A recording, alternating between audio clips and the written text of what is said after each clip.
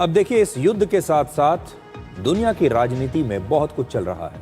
इसलिए अब हम इस सवाल को डिकोड करेंगे कि क्या ईरान युद्ध की वजह से नेटो में भी मतभेद पैदा हो गए हैं। आज की बड़ी खबर यह है कि इटली ने अमेरिका से कहा है कि वो ईरान युद्ध के लिए इटली के एयरबेस का इस्तेमाल नहीं कर सकता।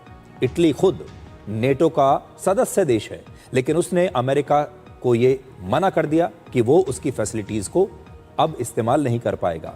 एक दिन पहले ही स्पेन ने भी अमेरिकी सेना के लिए अपने एयर स्पेस और मिलिट्री बेस के इस्तेमाल पर प्रतिबंध लगा दिया था। तो स्पेन और इटली दो ऐसे देश हैं जिन्होंने साफ कह दिया है कि ईरान युद्ध के लिए वो अपने बेसिस का इस्तेमाल नहीं होने देंगे, अपने जो भी उनके संसाधन हैं उनका इस्तेमाल नहीं होने देंगे, और उन्होंने अमेरिका को ना कह दिया।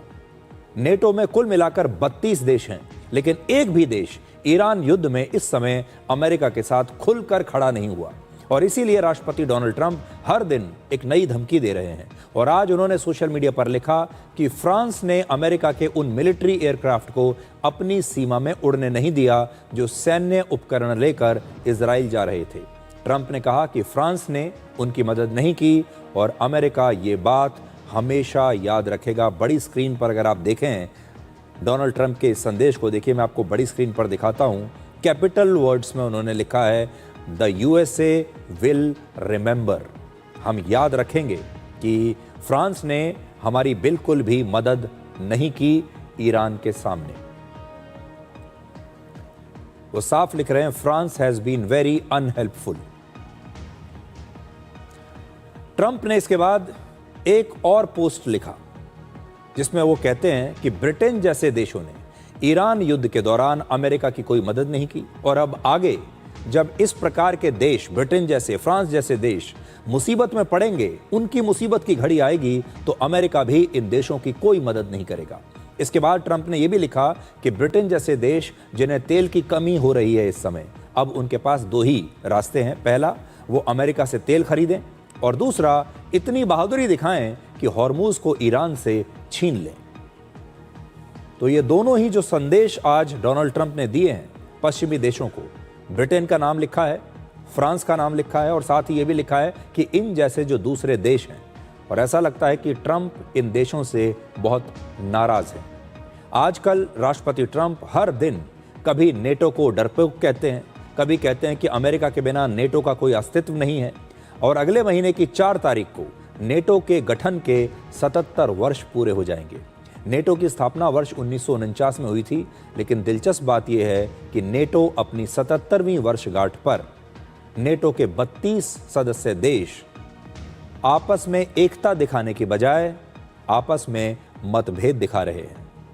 यानी 4 अप्रैल को ही इनकी वर्षगांठ है, और देखिए कैसी वर्षगांठ ये आ रही है जब नेटो देश ही अलग अलग हो गए हैं। नेटो इस समय दुनिया का सबसे बड़ा सैन्य गठबंधन है, और इसकी सबसे महत्वपूर्ण बात है आर्टिकल 5, जिसमें एक देश पर हमला सभी नेटो देशों पर हमला माना जाता है। लेकिन अमेरिका के सैन्य ठिकानों पर ईरान के लगातार हमलों के बाद भी नेटो का कोई भी देश अमेरिका का साथ नहीं दे रहा। ब्रिटेन, फ्रांस, इटली और स्पेन जैसे देश खुलकर अमेरिका का विरोध कर रहे हैं। फ्रांस ने तो यहां तक कह दिया था कि ईरान युद्ध नेटो की जिम्मेदारी नहीं है, ये अमेरिका का युद्ध है। और इसकी वजह यह है कि यूक्रेन युद्ध के बाद से यूरोपीय देश रशिया को अपने लिए बड़ा खतरा मानते हैं, और वो ईरान और वेनेजुएला जैसे देशों को अपना दुश्मन मानते ही नहीं। लेकिन अमेरिका ईरान को ही अपना सबसे बड़ा दुश्मन मान बैठा है। दूसरे विश्व युद्ध के बाद नेटो को सोवियत संघ के प्रभाव वाले जो है कम्युनिस्ट देश, उनका विस्तार रोकने के लिए बनाया गया था। वर्ष 1991 में सोवियत संघ के विघटन के बाद ये सवाल उठे कि क्या अब भी नेटो की कोई जरूरत है, या फिर नेटो को अब भंग कर दिया जाए, क्योंकि उसका लक्ष्य पूरा हो चुका था।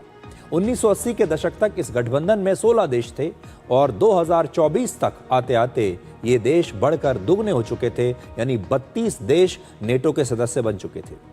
लेकिन नेटो गठबंधन में अब एक नया शक्ति संतुलन बन रहा है, जिसमें यूरोप के देश अमेरिका से अलग अपनी एक अलग ही स्वतंत्र विदेश नीति बना रहे हैं। इस समय का बड़ा सवाल यह है कि सोवियत संघ के विघटन के बाद तो नेटो बच गया, लेकिन क्या ईरान युद्ध के बाद नेटो एक रहेगा? ये एक बहुत बड़ा सवाल है, क्योंकि नेटो में जो क्रैक्स हैं अब वो साफ दुनिया को नजर आ रहे हैं।